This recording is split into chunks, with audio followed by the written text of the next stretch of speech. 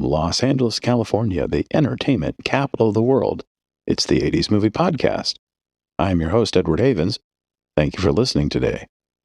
On this episode, we're going to talk about one of the strangest movies to come out of the decade, not only for its material, but for who directed it.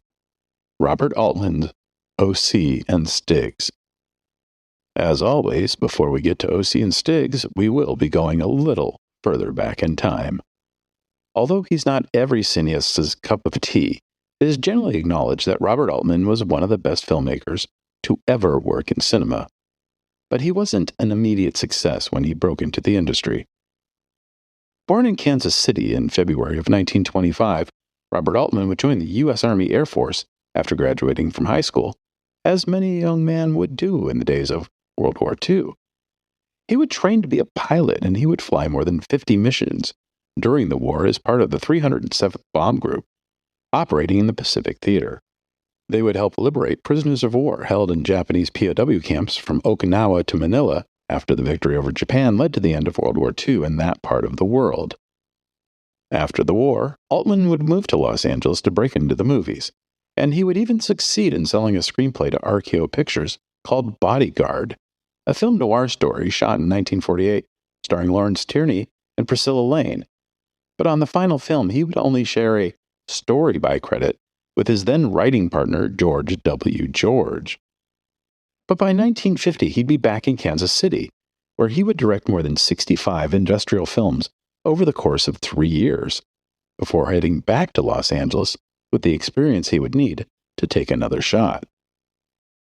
Altman would spend a few years directing episodes of a drama series called Pulse of the City on the Dumont television network, and a syndicated police drama called The Sheriff of Cochise.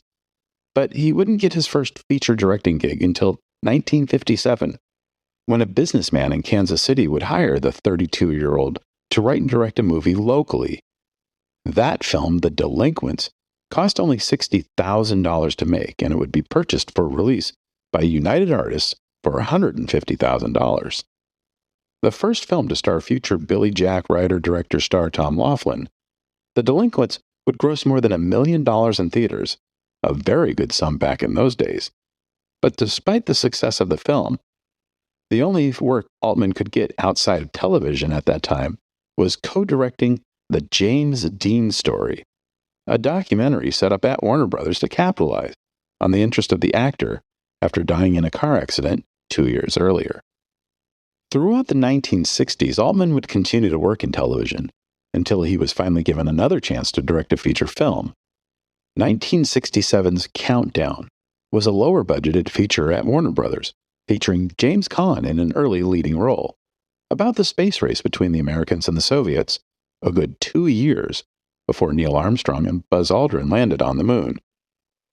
The shoot itself was easy, but Altman would be fired from the film shortly after filming was completed, as Jack Warner, the 75-year-old head of the studio, was not very happy about the overlapping dialogue, a motif that would become a part of Altman's way of making movies. Although his name appears in the credits as the director of the film, he had no input in its assembly. His ambiguous ending was changed, and the film would be edited to be more family-friendly than the director intended. Altman would follow Countdown with 1969's That Cold Day in the Park, a psychological drama that would be both a critical and financial disappointment.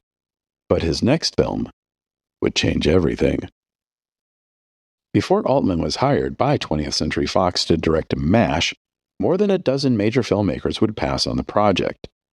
An adaptation of a little-known novel by a Korean War veteran who worked as a surgeon at one of the mobile auxiliary surgical hospitals that give the story its acronymic title, MASH would literally fly under the radar from the executives at the studio, as most of the $3 million film would be shot at the studio ranch lot in Malibu, while the executives were more concerned about their bigger movies of the year in production, like their $12.5 million biographical film on World War II General George S. Patton, and their $25 million World War II drama Tora, Tora, Tora, one of the first movies to be a Japanese and American co-production since the end of the war. Altman was going to make MASH his way no matter what. When the studio refused to allow him to hire a fair amount of extras to populate the MASH camp, Altman would steal individual lines from other characters to give to background actors in order to get the bustling atmosphere he wanted. In order to give the camp a properly dirty look, he would shoot most of the outdoor scenes with a zoom lens and a fog filter, with the camera a reasonably far distance from the actors so that they could act to one another instead of to the camera, giving the film a sort of documentary feel. And he would find flexibility when the moment called for it. Sally Kellerman, who was hired to play Margaret Hot Lips Houlihan, would work with Altman to expand and improve her character, to be more than just eye candy, in large part because Altman liked what she was doing in her scenes. This kind of flexibility infuriated the two major stars of the film, Elliot Gould and Donald Sutherland, who at one point during the shoot tried to get Altman fired for treating everyone in the cast and crew with the same level of respect and decorum, regardless of their position. But unlike at Warner's a couple years earlier, the success of movies like Bonnie and Clyde and Easy Rider bamboozled Hollywood studio executives, who did not understand exactly what the new generation of filmgoers wanted, and would often give filmmakers more leeway than before, in the hopes that lightning could be captured once again. And Altman would give them exactly that. MASH, which would also be the first major studio film to be released with the F word spoken on screen, would not only become a critical hit, but become the third highest grossing movie released in 1970, grossing more than $80 million. The movie would win the Palme d'Or at that year's Cannes Film Festival, and it would be nominated for 5 Academy Awards, including Best Picture, Best Director, and Best Supporting Actress for Miss Kellerman, winning only for Best Adapted Screenplay. An ironic win, since most of the dialogue was improvised on screen, but the victory for screenwriter Ring Lardner Jr. would effectively destroy the once powerful Hollywood blacklist that had been in place since the Red Scare of the 1950s. After MASH, Altman went on one of the greatest runs any filmmaker would ever enjoy. MASH would be released in January of 1970, and Altman's follow-up, Brewster McCloud, would be released in December. Bud Cort, the future star of Harold and Maude, plays a recluse who lives in the fallout shelter of the Houston Astrodome, who is building a pair of wings in order to achieve his dream of flying. The film would feature a number of actors who already were featured in MASH and would continue to be featured in a number of future Altman movies, including Sally Kellerman, Michael Murphy, John Schuck, and Burt Remsen. But another reason to watch Brewster McCloud if you've never seen it is it's because it's the film debut of Shelley Duvall, one of our greatest and least appreciated actresses, who would go on to appear in 6 other Altman movies over the ensuing decade. 1971's McCabe and Mrs. Miller, for me, is his second best film. A Western starring Warren Beatty and Julie Christie, was a minor hit when it was first released, but has seen a reevaluation over the years that found it to be named the 8th best Western of all time by the American Film Institute, which frankly is too low for me. The film would also bring a little-known Canadian poet and musician to the world, Leonard Cohen, who wrote and performed 3 songs for the soundtrack. Yeah, you have Robert Altman to thank for Leonard Cohen. 1972's Images was another psychological horror film, this time co-written with English actress Susanna York, who also stars in the film, as an author of children's books who starts to have wild hallucinations at her remote vacation home after learning her husband might be cheating on her. The $800,000 film was one of the first to be produced by Hemdale Films, a British production company co-founded by blow-up actor David Hemmings. But the film would be a critical and financial disappointment when it was released Christmas week. But it would get nominated for an Academy Award for Best Original Dramatic Score. It would be one of 2 nominations in the category that year for John Williams, the other being The Poseidon Adventure. Whatever resentment Elliot Gould may have had with Altman during the shooting of MASH was gone by late '72, when the actor agreed to star in the director's new movie, a modern adaptation of Raymond Chandler's 1953 novel, The Long Goodbye. Gould would be the 8th actor to play the lead character Philip Marlowe in a movie. The screenplay would be written by Leigh Brackett, who Star Wars nerds know as the first writer on The Empire Strikes Back, but had also adapted Chandler's novel The Big Sleep, another Philip Marlowe story, to the big screen back in 1946. Howard Hawks and Peter Bogdanovich had both been approached to make the film, and it would be Bogdanovich who would recommend Altman to the president of United Artists. The final film would anger Chandler fans who did not like Altman's approach to the material, and the $1.7 million film would gross less than $1 million when it was released in March of 1973. But like many of Altman's movies, it was a big hit with critics, and would find favor with film fans in the years to come. 1974 would be another year where Altman would make and release 2 movies in the same calendar year. The first, Thieves Like Us, was a crime drama, most noted as one of the few movies to not have any kind of traditional musical score. What music there is in the film is usually heard off radios, seen in individual scenes. Once again, we have a number of Altman regulars in the film, including Duvall, Remsen, Schuck, and Tom Skerritt, and would feature Keith Carradine, who had a small co-starring role in McCabe and Mrs. Miller in his first major leading role. And, once again, the film would be a hit with critics, but a dud with audiences. But, unlike most of Altman's movies of the 1970s, Thieves Like Us has not enjoyed the same kind of reappraisal. The second film, California Split, was released in August, just 6 months after Thieves Like Us. Elliot Gould once again stars in a Robert Altman movie, this time alongside George Segal. They play a pair of gamblers who ride what they think is a lucky streak from Los Angeles to Reno, Nevada, and it would be the only time that Gould and Segal would work closely together in a movie. And watching California Split, one wishes there could have been more. The movie would be an innovator, seemingly purpose-built for a Robert Altman movie, for it would be the first non-Cinerama movie to be recorded using 8-track stereo sound. More than any movie before, Altman could control how his overlapping dialogue was placed in a theater. But while most theaters that played the movie would only play the movie in mono sound, the film would still be a minor success, bringing in more than $5 million in ticket sales. 1975 would bring what many consider to be the quintessential Robert Altman movie to the screen. The 2-hour and 40-minute Nashville would feature no less than 24 different major characters, as a group of people come to Music City to be involved in a gala concert for a political outsider who is running for president on the replacement party ticket. The cast is one of the best ever assembled for a movie, ever, including Ned Beatty, Karen Black, Ronnie Blakely, Keith Carradine, Geraldine Chaplin, Robert Duquoy, Shelley Duvall, Alan Garfield, Henry Gibson, Scott Glenn, Jeff Goldblum, Barbara Harris, Christina Rains, Lily Tomlin, and Keenan Wynn. Altman would be nominated for 2 Academy Awards for the film, Best Picture as its producer and Best Director, while both Ronnie Blakely and Lily Tomlin would be nominated for Best Supporting Actress. Keith Carradine would also be nominated for an Oscar, but not as an actor.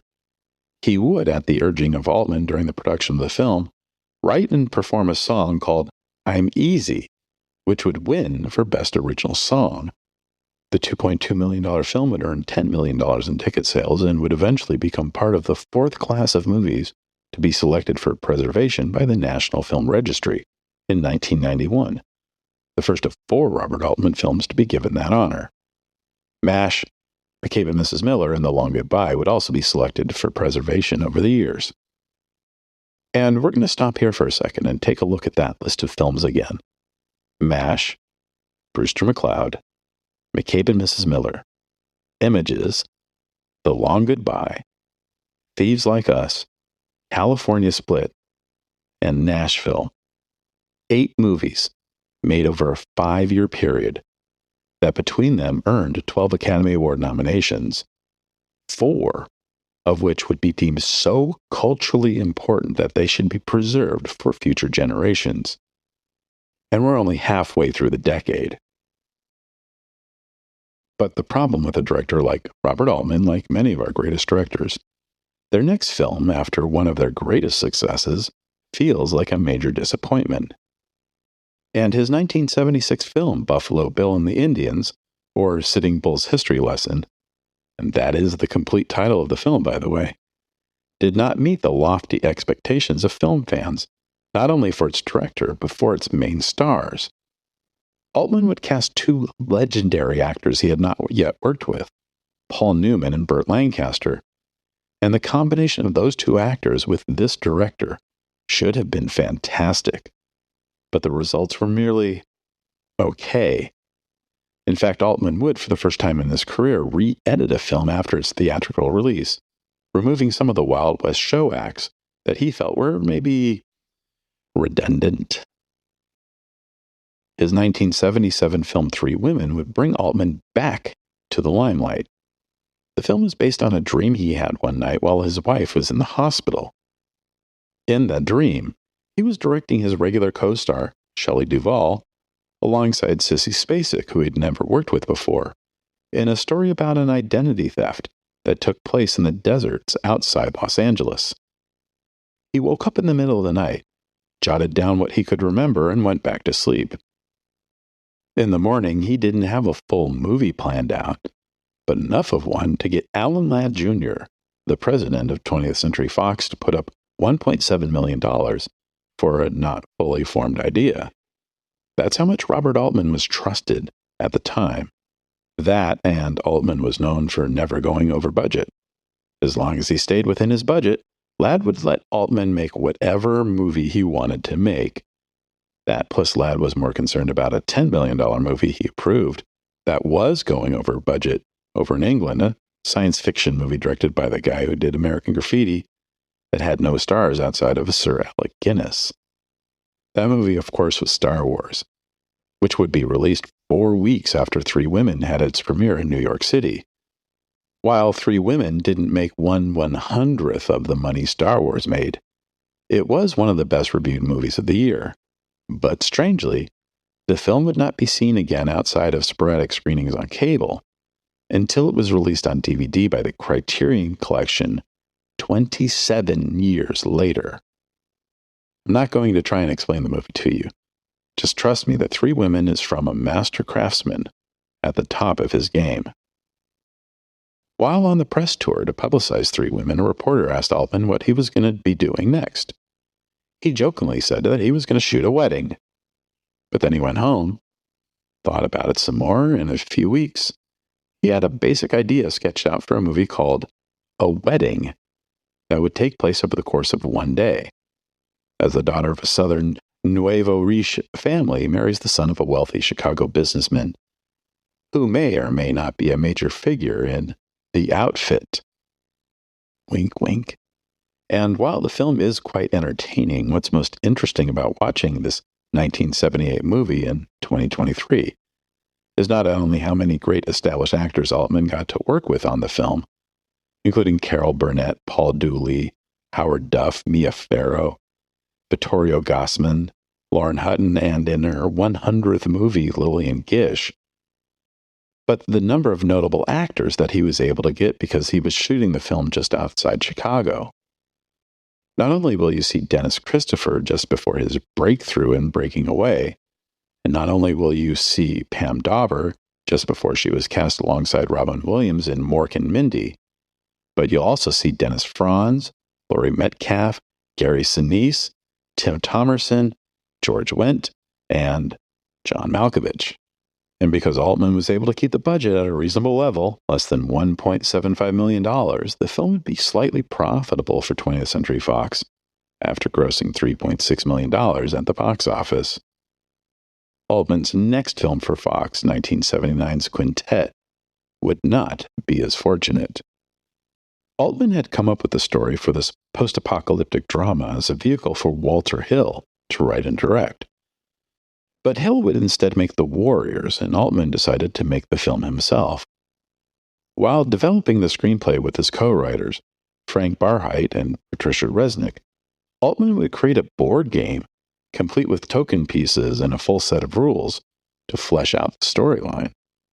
Altman would once again work with Paul Newman, who stars as a seal hunter in the early days of a new ice age, who finds himself in an elaborate game with a group of gamblers where losing in the game meant losing your life in the process. Altman would deliberately hire an international cast to star alongside Newman, not only to help improve the film's ability to do well in foreign territories, but to not have the storyline tied to any specific country. So we have Italian actor Vittorio Gassman, Spaniard Fernando Rey, Swedish actress Bibi Andersson, French actress Brigitte Fossey, and Danish actress Nina van Pallandt. In order to maintain the mystery of the movie, Altman would ask Fox to withhold all pre-release publicity for the film in order to avoid, quote, any conditioning of the audience, unquote. Imagine trying to put together a compelling trailer for a movie featuring one of the most beloved actors of all time, but you're not allowed to show potential audiences what they're getting themselves into. Altman would let the studio use 5 shots from the film, totaling about 7 seconds of screen time for the trailer, which mostly comprised of slow-motion shots of a pair of dice bouncing around, while the names of the stars popped up from moment to moment, and a narrator trying to create some sense of mystery on the soundtrack. But audiences would not be intrigued by the mystery, and critics would tear the $6.4 million budgeted film apart. To be fair, the shoot for the film in the winter of 1977 outside Montreal was a tough time for all, and Altman would lose final cut on the film for going severely over budget, although there seems to be very little documentation about how much the final film might have differed from what Altman would have been working on had he been allowed to complete the film his way. But despite all the problems with Quintet, Fox would still back Altman's next movie, A Perfect Couple, which would be shot after Fox pulled Altman off Quintet. Can you imagine that happening today? A director working with the studio that just pulled him off their project? But that's how little ego Altman had. He just wanted to make movies, tell stories. This simple romantic comedy starred his regular collaborator Paul Dooley as Alex, a man who follows a band of traveling bohemian musicians because he's falling for one of the singers in the band. Altman kept the budget on the film at $1.9 million, but the response from critics was mostly concerned that Altman had lost his touch. Maybe it was because this was his 13th film of the decade. But there was serious concern about the director's ability to tell a story had evaporated. And that worry would continue with his next film, Health. A satire of the political scene in the United States at the end of the 1970s, Health would follow a health food organization holding a convention at a luxury hotel in St. Petersburg, Florida. As one would expect from a Robert Altman movie, there is a hell of a cast. Along with Henry Gibson and Paul Dooley, who co-wrote the script with Altman and Frank Barheit, the cast would include Lauren Bacall, Carol Burnett, James Garner, and in one of her earliest screen appearances ever, Alfre Woodard, as well as Dick Cavett and Dinah Shore as themselves. But between the shooting of the film in the late winter and early fall of 1978 and the planned Christmas 1979 release, there was a change of management at Fox.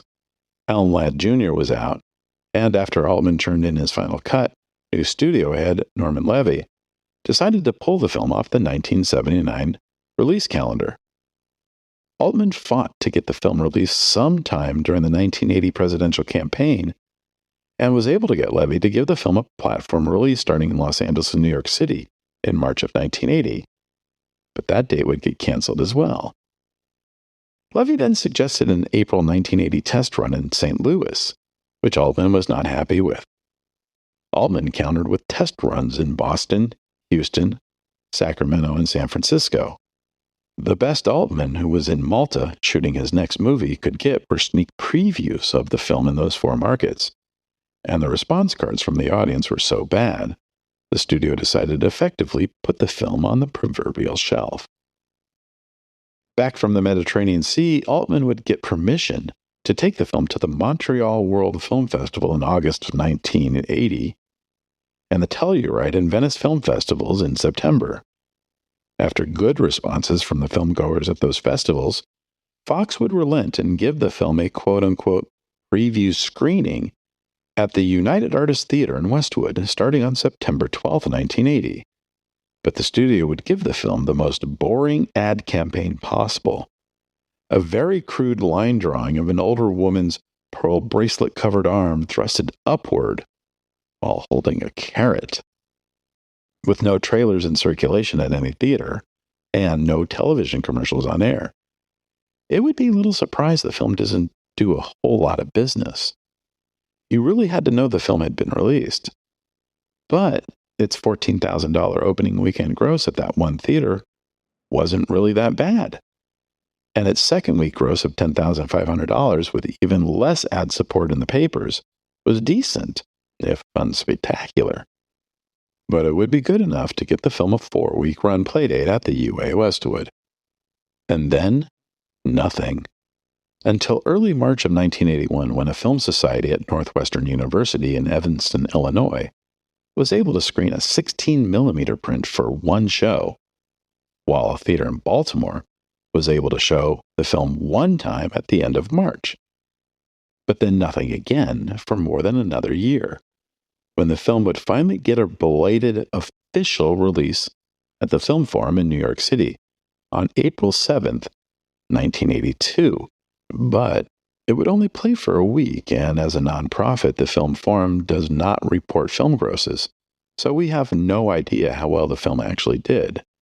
Since then, the movie showed once on CBS in August of 1983, and occasionally plays on the Fox Movie Channel today, but it has never been released on VHS, or DVD, or Blu-ray. I mentioned a few moments ago that while he was dealing with all this drama concerning health, Altman was in the Mediterranean filming another movie. I'm not going to go into too much into that movie here, since I already have an episode for the future planned for it. Suffice to say that a Robert Altman directed live-action musical version of the Popeye the Sailor Man cartoon, featuring songs by the incomparable Harry Nilsson, should have been a smash hit. But it wasn't. Oh, it was profitable to be certain, but not the hit everyone was expecting. We'll talk about Popeye in much more detail soon. After the disappointing results for Popeye, Altman decided to stop working in Hollywood for a while and hit the Broadway stages to direct a show called Come Back to the Five and Dime, Jimmy Dean, Jimmy Dean. While the show's run was not very long and the reviews not very good, Altman would fund a movie version himself, thanks in part to the sale of his production company, Lionsgate, not to be confused with the current studio called Lionsgate. And he would cast Karen Black, Cher, and Sandy Dennis, alongside newcomers Sudie Bond and Kathy Bates, as the 5 female members of the Disciples of James Dean, who come together on the 20th anniversary of the actor's death to honor his life and times. As the first film released by a new independent distributor called Cinecom, I'll spend more time talking about this movie on our show about that distributor, also coming soon. Suffice to say that Altman was back. Critics were behind the film, and art house audiences loved it. This would be the first time Altman adapted a stage play to the screen, and it would set a tone for a number of his works throughout the rest of the decade. Streamers would be Altman's 17th film in 13 years and another adaptation of a stage play. One of several works by noted Broadway playwright David Rabe's time in the Army during the Vietnam War. The film followed 4 young soldiers waiting to be shipped to Vietnam who deal with racial tensions and their own intolerance when one of the soldiers reveals he is gay. The film features Matthew Modine as the Rabe stand-in, and features a rare dramatic role for comedy legend David Alan Grier. Many critics would note how much more intense the film version was compared to the stage version, as Altman's camera was able to effortlessly breeze around the set and get up close and personal with the performers in a way that is simply impossible on the stage. But in 1983, audiences were still not quite ready to deal with the trauma of Vietnam on film, and the movie would be fairly ignored by audiences, grossing just $378,000, which finally, after nearly half an hour, brings us to our featured movie, O.C. and Stiggs. Now, you might be asking yourself why I went into such detail about Altman's career, most of it taking place during the 70s. Well, I wanted to establish what types of material Altman would choose for his projects, and just how different O.C. and Stiggs was from any other project that he had made to date. O.C. and Stiggs began their lives in the July 1981 issue of the National Lampoon, as written by two of the editors on the magazine, Ted Mann and Todd Carroll. The characters were fun-loving and occasionally destructive teenage pranksters, and their first appearance in the magazine would prove to be popular with readers, and the pair would appear a few more times until Matty Simmons, the publisher and owner of the National Lampoon, gave over the entire October 1982 issue to Mann and Carroll for a story called The Utterly Monstrous, Mind-Roasting Summer of O.C. and Stiggs. It's easy to find PDFs of the issues online if you look for them. So the issue becomes one of the biggest selling issues in the history of the National Lampoon, and Matty Simmons has been building the National Lampoon brand name by sponsoring a series of movies, including Animal House, co-written by Lampoon writers Doug Kenney and Chris Miller, and the soon-to-be-released movies Class Reunion, written by Lampoon writer John Hughes, yes, that John Hughes, and Movie Madness, written by 5 Lampoon writers, including Todd Carroll. But for some reason, Simmons was not behind the idea of turning the utterly monstrous, mind-roasting adventures of O.C. and Stiggs into a movie. He would, however, allow Mann and Carroll to shop the idea around Hollywood and wished them the best of luck.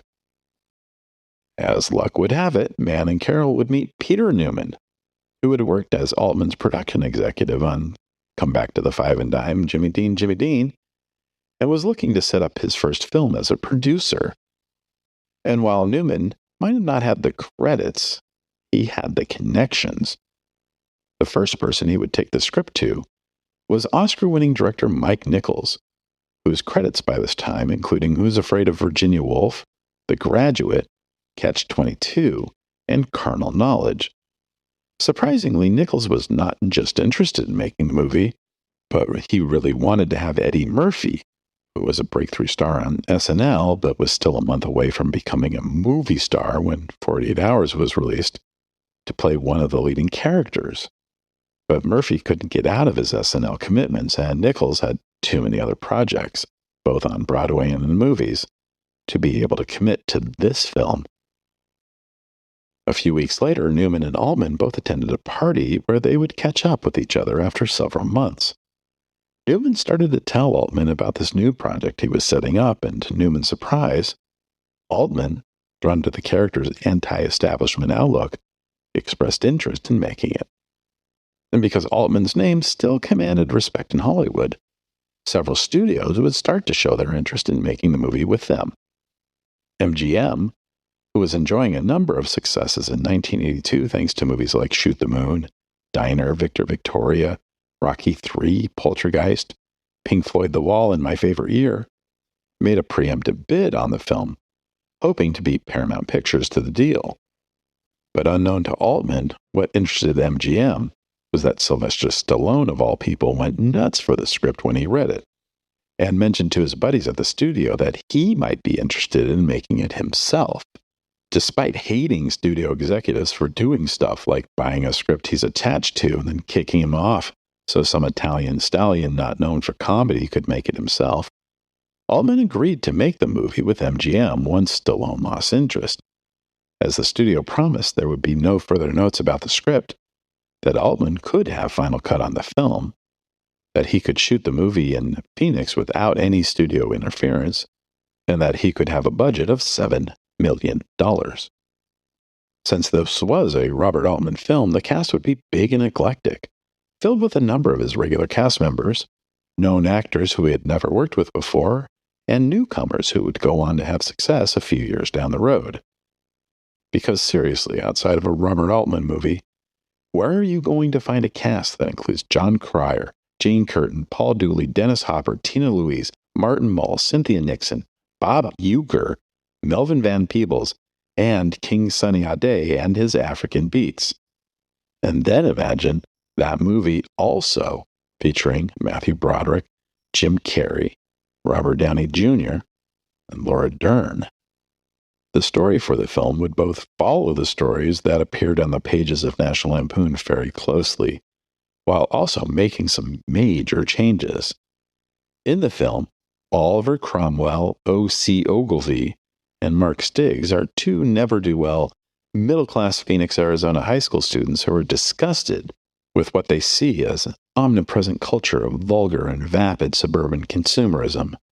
They spend their days slacking off and committing pranks or outright crimes against their sworn enemies, the Schwab family, especially family head Randall Schwab, a wealthy industrial salesman who was responsible for the involuntary commitment of O.C.'s grandfather into a group home. During the film, O.C. and Stiggs will ruin the wedding of Randall Schwab's daughter Leonore, raft their way down to a Mexican fiesta, ruin a horrible dinner theater performance directed by their high school's drama teacher that's being attended by the Schwabs, and turn the Schwab mansion into a homeless shelter while the family is on vacation. The film ends with O.C. and Stiggs getting into a gunfight with Randall Schwab before being rescued by Dennis Hopper and a helicopter, before discovering one of their adventures that summer had made them very wealthy themselves. The film would begin production in Phoenix on August 22, 1983, with two newcomers, Daniel H. Jenkins and Neil Barry, as the titular stars of the film. And almost immediately, Altman's chaotic ways of making a movie would become a problem. Altman would make sure the entire cast and crew were all staying at the same hotel in town, across the street from a Greyhound racetrack, so Altman could take off to bet on a few of the races during production downtime, and he would make sure that the bar at the hotel was an open bar for his team while they were shooting. When filming was finished every day, the director and his cast would head to a makeshift screening room at the hotel where they would watch the previous day's footage, a process called dailies in production parlance. On most films, dailies are only attended by the director and his immediate production crew. But in Phoenix, everyone was encouraged to attend. And according to producer Peter Newman and actor Dan Jenkins, everybody loved the footage, although both would note that it might have been a combination of the alcohol, the pot, the cocaine, and the dehydration caused by shooting all day in the excessive Arizona heat during the middle of summer that might have helped people enjoy the footage a little more. But here's the funny thing about dailies. Unless a film is being shot in sequence, you're only seeing small fragments of scenes, often the same actors doing the same things over and over again before the camera switches places to catch reactions or have other characters continue the scene. Sometimes there are long takes of scenes that might be interrupted by an actor flubbing a line, or an unexpected camera jitter or some other interruption that requires a restart. But everyone seemed to be having fun, especially when dailies ended, and Altman would show one of his other movies like MASH or The Long Goodbye or Three Women. After 2 months of shooting, the film would wrap production and Altman would get to work on his edit of the film. He would have it done before the end of 1983 and he would turn it into the studio. Shortly after the new year, there would be a private screening of the movie in New York City at the offices of the talent agency William Morris, one of the largest private screening rooms in the city. Altman was there. The New York-based executives at MGM were there. Peter Newman was there. And several of the actors were there. And within 5 minutes of the start of the film, Altman realized what he was watching was not his cut of the film. As he was about to lose his stuff and start yelling at the production executives, the projector broke. The lights would go up and Altman would dig into the executives. "This is your effing cut of the film, not mine," Altman would scream at them before he stormed out into the cold New York winter night. A few weeks later, the same print from New York would be screened for the big executives at the MGM lot in Los Angeles. Newman was there, and surprisingly, Altman was there too. The film would screen for the entire running length, and Altman would sit there, watching someone else's version of the footage he had shot. Scenes put in different places than where they were supposed to be, and full of music cues, not of his design or consent. At the end of the screening, the room was silent. Not one person in the room had laughed once during the entire screening. Newman and Altman left after the screening and would hit one of Altman's favorite local watering holes. As they said their goodbyes the next morning, Altman apologized to Newman. "I hope I didn't F up your movie."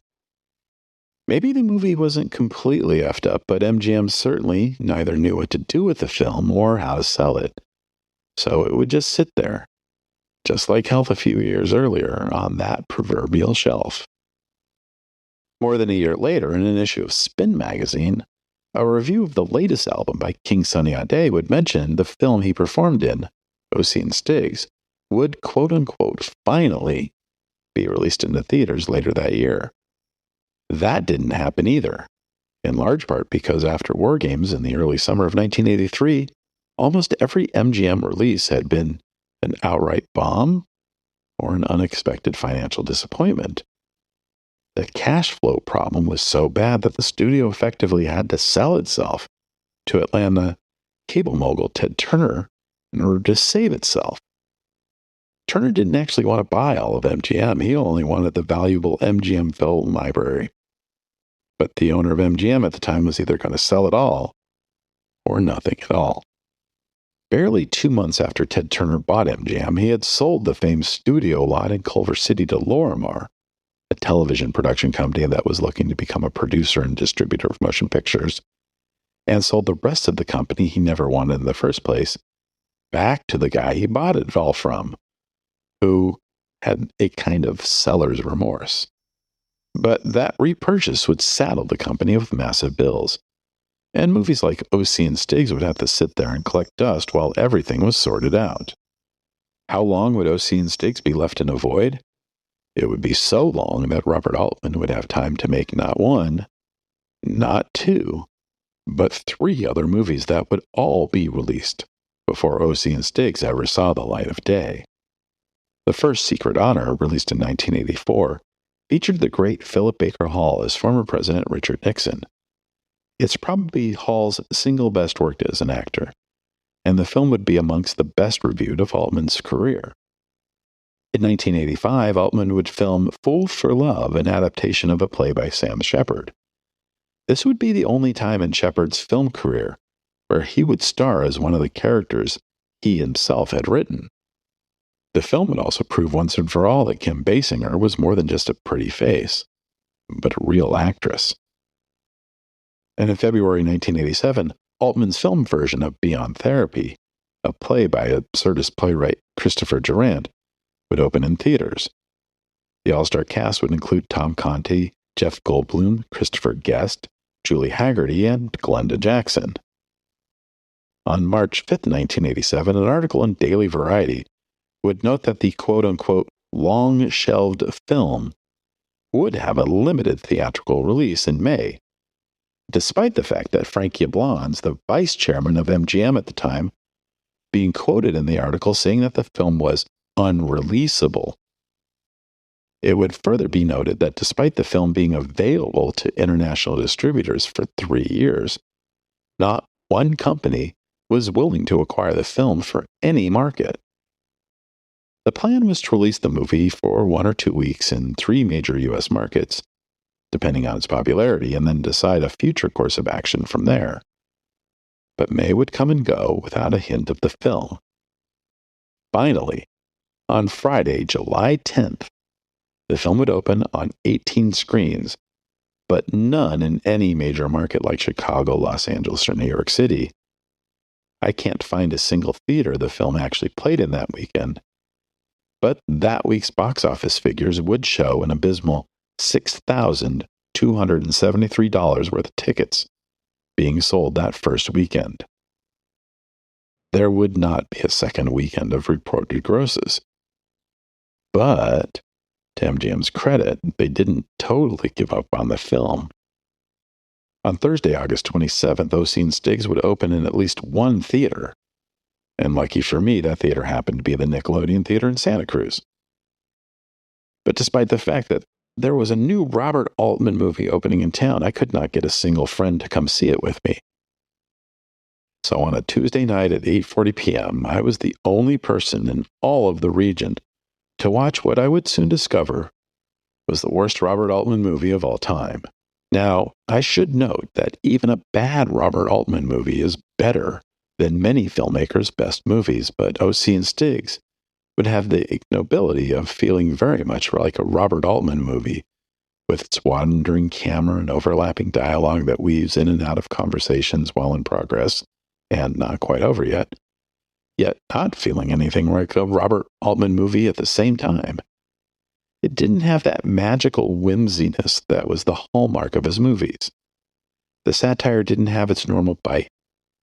It had a number of Altman's regular troupe of actors, but in smaller roles than they'd usually occupy, and not giving the performances one would expect of them in an Altman movie. I don't know how well the film did at the Knicks, suffice it to say that the film was gone after another week. But to MGM's credit, they still didn't give up on the film.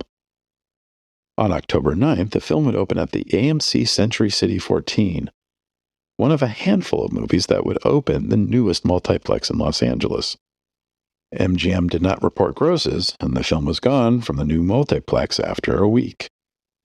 But to MGM's credit, they still didn't give up on the film. The studio would give it one more chance, opening at the Film Forum in New York City on March 18, 1988. And again, because Film Forum is a nonprofit, there were no reported grosses, and the film was gone after a week. But whether that was because MGM didn't support the movie this time with any kind of newspaper advertising, the largest market in America, or because the movie had been released on home video back in November 1987, remains to be seen. O.C. and Stiggs would never become anything resembling a cult film.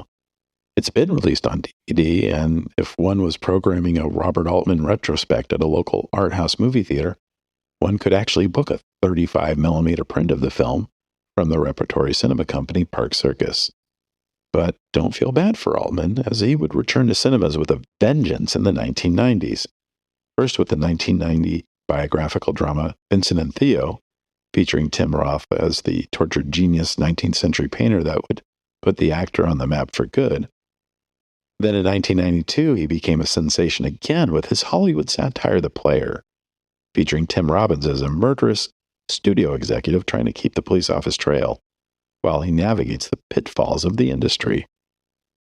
Altman would receive his first Oscar nomination for Best Director since 1975 with The Player, his third overall, and a feat he would repeat the following year with Shortcuts, based on a series of short stories by Raymond Carver. In fact, Altman would be nominated for an Academy Award 7 times during his career, 5 times as a director and twice as a producer, although he would never win a competitive Oscar. In March of 2006, while editing his 35th film, a screen adaptation of the then popular NPR series A Prairie Home Companion, the Academy would bestow an honorary Oscar upon Altman. During his acceptance speech, Altman would wonder if perhaps the Academy acted prematurely in honoring him in this fashion. He revealed that he had received a heart transplant in the mid-1990s and felt that even though he had just turned 81 the month before, he could continue for another 40 years. Robert Altman would pass away from leukemia on November 20th, 2006, only 8 months after receiving the biggest prize of his career. Robert Altman had a style so unique unto himself, there's an adjective that exists to describe it: Altman-esque, displaying traits typical of a film made by Robert Altman, typically highly naturalistic, but with a stylized perspective and often a subversive twist. He truly was a one-of-a-kind filmmaker, and there will likely never be anyone like him, no matter how hard Paul Thomas Anderson tries. Thank you for joining us. We'll talk again soon when episode 106, Mad Magazine Presents Up the Academy, is released. Remember to visit this episode's page on our website, the80smoviepodcast.com, for extra materials about the movies we've covered this episode. The 80s Movie Podcast has been researched, written, narrated, and edited by Edward Havens for idiosyncratic entertainment. Thank you again. Good night.